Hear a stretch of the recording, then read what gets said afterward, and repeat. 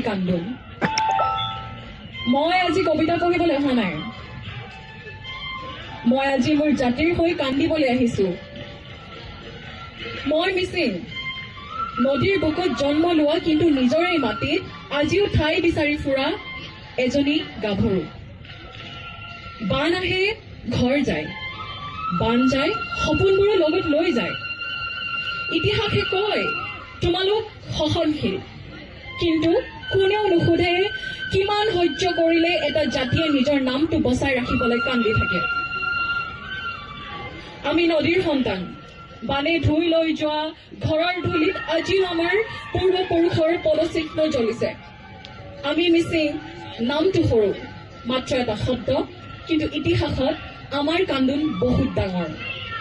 শিপা আছিল গভীৰ, কিন্তু মাটি নোহোৱা মানুহ হলো আমি।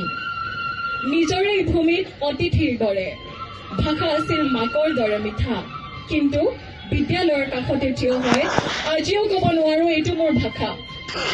প্ৰতিবাৰ আমি অপেক্ষা কৰিলো, আজি নহয়, কাইলৈ নহয়, আকৌ কোনো দিন। কিন্তু প্ৰশ্ন এটা আজিও জ্বলি থাকে, যদি আমি একেলগ নহওঁ ইতিহাসে আমাক কিয় মনত ৰাখিব? যদি একতা নাথাকে তেন্তে ষষ্ঠ অনুসূচী কেৱল এটা শব্দ হৈ থাকিব। যদি একতা নাথাকে 6th শিডিউল কেৱল এটা শব্দ হৈ থাকিব, অধিকাৰ নহয়। এইটো কোনো ৰাজনীতি নহয়, এইটো অস্তিত্বৰ কান্দোন, এইটো ভাষাৰ চিঞৰ, সংস্কৃতিৰ হাহাকাৰ। আজি 10 মিচিং যুৱ মহোৎসৱৰ মঞ্চত থিয় হয় মই এজনী কবি হিচাপে নহয়, মই এজনী মিচিং গাভৰু হিচাপে, সন্তান হিচাপে নিজৰ জাতিৰ বাবে কান্দিবলৈ অহা।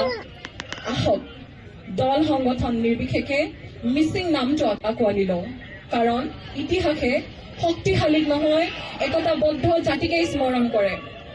যদি আজিও আমি একেলগ নহওঁ তেন্তে আমাৰ কান্দোনেই হ'ব ভৱিষ্যতৰ বাবে, ভৱিষ্যতৰ প্ৰজন্মৰ বাবে উত্তৰ। আমি একতা হ'ব নোৱাৰিলো। ধন্যবাদ।